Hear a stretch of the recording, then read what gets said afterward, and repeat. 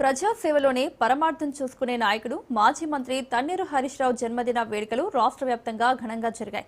అయితే హరీష్ రావు ఎప్పుడూ చెప్పే ఒకే ఒక్క మాట, నా పుట్టినరోజున ఆడంబరాలకు పోకుండా పేదలకు సేవ్ చేయండి అని.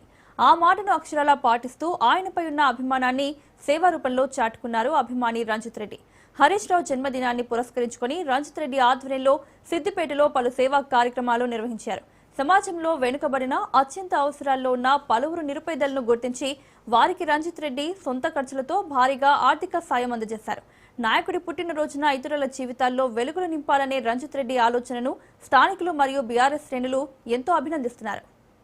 ప్రజల అభిమాన నాయకుడు తన్నీరు హరీష్ రావు గారి జన్మదిన సందర్భంగా ఫ్లెక్సీలు బ్యానర్లు కట్టకుండా రకరకాల హడావిడి చేయకుండా ఆయన ఎప్పుడు ప్రజల గుండెల్లో కార్యకర్తల గుండెల్లో నిలబడే నాయకుడు కాబట్టి ఆయన కోసం ఆయనకి ఇష్టమైన రీతిలో జన్మదిన శుభాకాంక్షలు చెప్పాలనుకుంటున్నాము. 6 సంవత్సరాల వయసున్న తలసేమియా పేషెంట్ వ్యాధి కలిగిన ఒక బాబుకి మీ జన్మదిన సందర్భంగా రక్తం బ్లడ్ డొనేట్ చేయడానికి అయ్యే ఖర్చుని మేము డొనేట్ చేయాలని నిర్ణయం తీసుకున్నాము.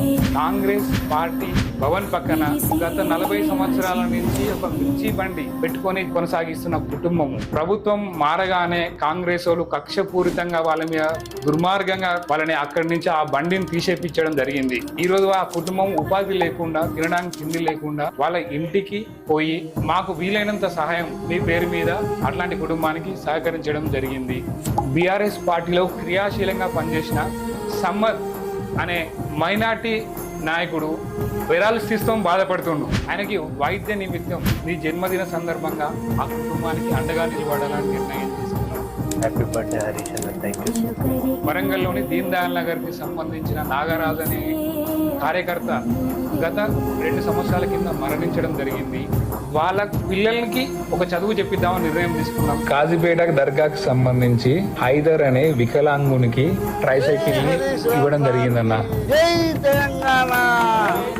ఇట్లాంటి పేదల గుండెల్లో, కష్టాల్లో ఉన్న కార్యకర్తల గుండెల్లో, పేదవాళ్ల కోసం కష్టపడే నీ జన్మదినాన్ని కూడా మేము అలాగే తెలియజేసుకోవాలనుకున్నామన్నా. మీ ప్రియతమ సోదరుడు రంజిత్ రెడ్డి టీమ్ డి మా అందరి యువకుల తరపున ఇంకొక 100 ఏళ్ల పాటు మీ జన్మదినం ప్రజల గుండెల్లో నిండుగా ఉండేలాగా జన్మదిన శుభాకాంక్షలు అన్న.